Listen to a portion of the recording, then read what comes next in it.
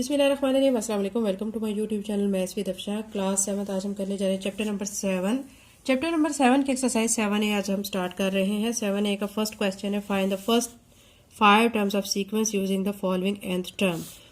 आपको जो है फर्स्ट 5 टर्म्स फाइंड करनी है। आपको nth टर्म दी गई है तो उसकी हेल्प से आपने क्या करना है कि फर्स्ट 5 टर्म जो है सीक्वेंस की वो फाइंड करनी है। अभी यहाँ पे फर्स्ट पार्ट में हमें 3n+2 ये nth टर्म दी गई है, ठीक है। अब हमने फर्स्ट 5 टर्म करने के लिए फाइंड करने के लिए क्या करना है कि n की जगह पे हम 1 पुट करेंगे, फिर नेक्स्ट सेकंड टर्म फाइंड करने के लिए 2 पुट करेंगे। इसी तरह हम फर्स्ट 5 टर्म्स फाइंड कर लेंगे। इसके 6 पार्ट हैं, हम 6 पार्ट्स को 1 बाय 1 सॉल्व करते हैं। इस क्वेश्चन को सॉल्व करने से पहले मैं कहूँगी अगर आप मेरे चैनल पर नए हैं और अगर आपने अभी तक चैनल को सब्सक्राइब नहीं किया तो काइंडली सब्सक्राइब करें एंड वीडियो को लाइक करें। अब इसका सोल्यूशन स्टार्ट करते हैं। एक्सरसाइज 7A को क्वेश्चन नंबर 1 बच्चे सॉल्व करने लगे हैं। इसमें मैंने क्वेश्चन लिख लिए है। इसमें हमें nth टर्म जो दी गई है 3n+2 वो मैंने लिख ली है। इसको इक्वल टू tn कर लिए जो कि nth टर्म है, ठीक है। फॉर फर्स्ट टर्म के लिए हम क्या करेंगे, जहाँ पे n होगा वहाँ पे n1 पुट कर देंगे। अब मैंने यहाँ पे लिख लिया फॉर फर्स्ट टर्म वही put n is equal to 1। तो अब इस n की जगह पे मैं 1 लिख दूंगी, फिर उसके बाद 3 ऐसे ही आ जाएगा, n की जगह पे 1 आ जाएगा +2 एज इट इज, ठीक है। फिर 3 को 1 से मल्टीप्लाई करेंगे तो 3 आ जाएगा +2 एज इट इज। फिर 3 में आपने 2 को ऐड कर लेना है तो ये आपका 5 बन जाएगा जो कि आपकी फर्स्ट टर्म आ चुकी है। फॉर सेकंड टर्म हम क्या करेंगे कि हम n को इक्वल टू 2 पुट कर देंगे। वही put n is equal to 2, ठीक है।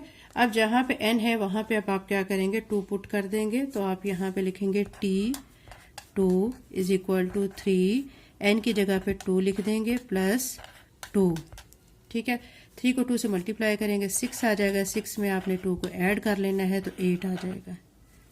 ये हमारी क्या आ गई है, इसकी सेकंड टर्म आ गई है। इसी तरह हम इसकी थर्ड टर्म फाइंड कर लेते हैं।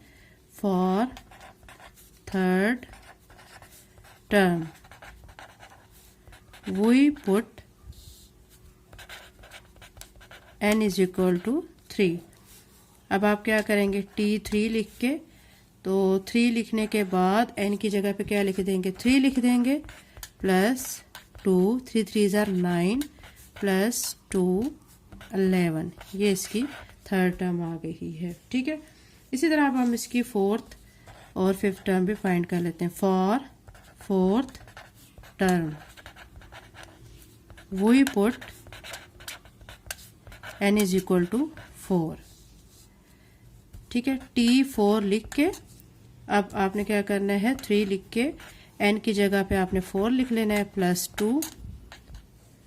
3 को 4 से मल्टीप्लाई करें तो 12, 12 में 2 को ऐड करेंगे तो 14 आ जाएगा, ठीक है। तो ये हमारी इसकी क्या आ गई है, फोर्थ टर्म। इसी तरह फिफ्थ टर्म भी बच्चा आ जाएगी। अब आपने n की जगह पे 5 लिख लेना है। 3 लिख के n की जगह पे 5 लिखेंगे +2 लिखेंगे। 3 को 5 से मल्टीप्लाई करेंगे 15, 15 में आपने 2 को ऐड करना है तो आपका क्या आ जाएगा 17, ठीक है। तो ये आपकी क्या आ जाएगी, फिफ्थ टर्म। बहुत इजी क्वेश्चन है बच्चों। फर्स्ट 5 टर्म्स हमने फाइंड करनी है, ठीक है। हमें nth टर्म दी गई है, उसके अंदर हमने n की वैल्यू डालते जाना है और टर्म को फाइंड करते जाना है। ये इसका पार्ट 1 कंप्लीट हो गया। इसी तरह इसका पार्ट 2 में जो हमें nth टर्म दी गई वो 5n-2। इसको भी इसी तरह इसी पैटर्न से करना है आपने। आप पहले लिख लें n is equal to 3n+2, ठीक है। अब आपने इसको इसी तरह करते जाना है। आपने लिखना है for first term we put n is equal to 1। t1 लिखेंगे, 3 लिख के 1 लिखेंगे +2 लिखेंगे। 3 1 ज़ा 3 +2, ठीक है। तो अब आपका यहाँ पे क्या आ जाएगा, यहाँ पे सॉरी बच्चों, यहाँ पे आपको जो दिया गया ना वो 5n-2 है। यहाँ पे लिखेंगे 5n-2, ठीक है। तो यहाँ पे 5 लिखेंगे, ठीक है। 5 n की जगह पे 1 लगाएंगे, -2 लिखेंगे। 5 1 ज़ार 5 आ जाएगा और -2 आ जाएगा। तो 5 में से 2 माइनस करेंगे तो 3 आ जाएगा। ये इसकी फर्स्ट टर्म आ जाएगी, ठीक है। यानी आपने क्या है, आपको nth टर्म जो दी गई है वो यहाँ पे 5n-2 है। आपने फर्स्ट टर्म फाइंड करने के लिए n को 1 के इक्वल पुट करना है। तो 5 लिख के n की जगह पे 1 लिख दिया है, -2 ऐसे ही आ जाएगा। फिर 5 1 ज़ार 5 -2 5 में से 2 माइनस किया तो 3 आ जाएगा। इस तरह हम इसकी सेकंड टर्म फाइंड कर लेते हैं। हम लिख लेते हैं for second term we put n is equal to 2। ठीक है, अभी बच्चों आपको अच्छी तरह समझ आ गया होगा कि हमने कैसे इसको ये स्टेटमेंट लिखनी है और उसके बाद पुट करते जाना है। 2 पुट कर देंगे, अब 5 लिख के n की जगह पे 2 पुट करेंगे, -2 लिखेंगे, 5 2 ज़ा 10, ठीक है, -2, 10 में से 2 माइनस करेंगे तो 8, ये इसकी सेकंड टर्म आ गई। इसी तरह इसकी थर्ड टर्म भी फाइंड कर लेते हैं। तो आप n की जगह पे 3 लिख देंगे, 5 लिख के साथ में आप क्या करेंगे, यहाँ पे 3 लिखेंगे, -2 लिखेंगे, 5 3 ज़ा 15, 15 -2, ठीक है, 15 में से 2 माइनस किया तो आपको आ जाएगा 13, ये इसकी थर्ड टर्म आ गई है। अब इसी तरह इसकी फोर्थ टर्म आप फाइंड कर लेंगे तो T4 लिख के 5 n की जगह पे 4 लिखेंगे, -2, ठीक है, 5 4 ज़ा 20, -2 तो 18 आ जाएगा, ये इसकी फोर्थ टर्म आ गई है। फिर फिफ्थ टर्म के लिए 5 पुट कर देंगे तो 5 लिख के यहाँ पे n की जगह पे 5 -2, 5 5 ज़ा 25, -2 तो यहाँ पे 25 में से 2 को माइनस करेंगे तो 23, ये इसकी फिफ्थ टर्म आ गई है। ठीक है, ये बच्चों इसके पार्ट 2 की फिफ्थ टर्म हम फाइंड कर चुके हैं। इसी तरह हम पार्ट 3 का करने लगे हैं, उसमें हमें nth टर्म दी गई है 10 - n। ठीक है, इसकी भी हमने क्या करना है, फर्स्ट 5 टर्म्स फाइंड करनी है। तो हम यहाँ पे लिख लेंगे Tn is equal to 10 - n। ठीक है, फर्स्ट टर्म के लिए क्या करेंगे, हम यहाँ पे लिख लेंगे for first term n is equal to 1, T1 लिख के 10 - 1 लिख के 10 में से 1 माइनस किया तो 9, ये इसकी फर्स्ट टर्म आ गई है। ठीक है, for second term n is equal to 2। ठीक है, फिर T2 लिख के 10 - 2 करेंगे तो 8 आ जाएगा, ये इसकी सेकेंड टर्म आ गई। For third term n is equal to 3। ठीक है, T3 लिख के आप यहाँ पे 10 - 3 लिखेंगे तो ये 7 आ जाएगा, तो ये इसकी थर्ड टर्म आ जाएगी। For fourth term n is equal to 4, T4 लिख के 10 - 4 करना है तो 6 आ जाएगा, ये इसकी फोर्थ टर्म आ जाएगी। इसी तरह फिफ्थ टर्म भी आप फाइंड कर लेंगे। T5 लिख के 10 में से आपने 5 को माइनस करना है तो 5 आ जाएगा, जो कि इसकी फिफ्थ टर्म है। ठीक है, ये पार्ट 3 इसका कंप्लीट हो गया। इसी तरह पार्ट 4 है, बहुत इजी क्वेश्चन है बच्चों, एक ही पैटर्न है, एक ही पैटर्न से आपने इनको करते जाना है। यहाँ पे nth टर्म हमें n+8 दी गई है, यानी t जो है आपको n कितना दिया गया, n+8। इसमें भी आपने क्या करना है, for first term n is equal to 1 तो T1 लिख के, ठीक है, अब यहाँ पे क्या करेंगे, आपने यहाँ पे n की जगह पे 1 पुट कर देना है तो 1 लिख के +8 लिख देंगे तो क्या आ जाएगा 9, ये इसकी क्या आ गई है, फर्स्ट टर्म आ चुकी है। अब हमने क्या करना है कि हमने इसकी इसी तरह सेकंड टर्म भी फाइंड करनी है, थर्ड भी फाइंड करनी है और फोर्थ, ये इसी तरह सारे इसके हम फाइंड करते जाएंगे। तो अब यहाँ पे हमें जो अब दिया गया है, ठीक है, अब हम सेकंड टर्म फाइंड कर लेते हैं। फॉर सेकंड टर्म, अब यहाँ पे हम क्या करेंगे, n को 2 के इक्वल पुट कर लेंगे, T2 लिख के, ठीक है, 1 की जगह पे अब ये n है ना, ठीक है, n की जगह पे हमारा 2 आ जाएगा, +8 आ जाएगा, 8 और 2 कितना आ जाएगा 10। ठीक है, ये आ गई इसकी सेकंड टर्म। अब इसी तरह अब आप क्या करेंगे, इसकी आप फाइंड कर लेंगे थर्ड टर्म भी। For third term n is equal to 3 तो T3 लिख के 3 + 8 करेंगे तो 11 आ जाएगा। ठीक है, और इसी तरह अब हम इसकी फोर्थ टर्म फाइंड कर लेते हैं। For fourth term n is equal to 4, T4 लिख के 4 + 8 करेंगे तो क्या आ जाएगा 12। और इसी तरह आप इसकी फिफ्थ टर्म भी फाइंड कर लेंगे तो T5 लिख के 5 + 8 लिख लेंगे तो यहाँ पे आ जाएगा 13, तो ये इसकी फिफ्थ टर्म आ चुकी है। 4 पार्ट बच्चों कंप्लीट हो गया। अब इसका हमने क्या करना है, इसका अब हम नेक्स्ट 5th पार्ट करते हैं। 5th पार्ट भी मैं लिख चुकी हूँ, जो कि हमें यहाँ पे दिया गया है 2n+5 nth टर्म। ठीक है, इसमें भी हमने इसी तरह करना है, tn लिख के यहाँ पे 2n+5 लिख लेना है और इसी तरह करते जाना है फॉर फर्स्ट टर्म।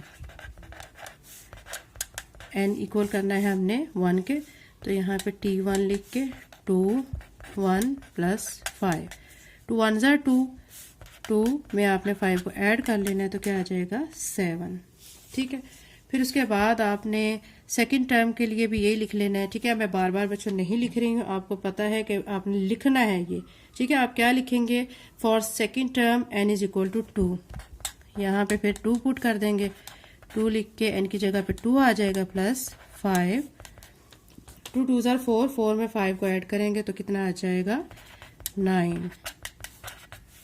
ये फर्स्ट टर्म थी, ये सेकंड टर्म है। ठीक है, अब इसी तरह थर्ड टर्म कर लेते हैं, t3 लिख के 2, ठीक है, n की जगह पे हम 3 लिखेंगे +5, 3 2 = 6 +5 तो क्या आ जाएगी 11।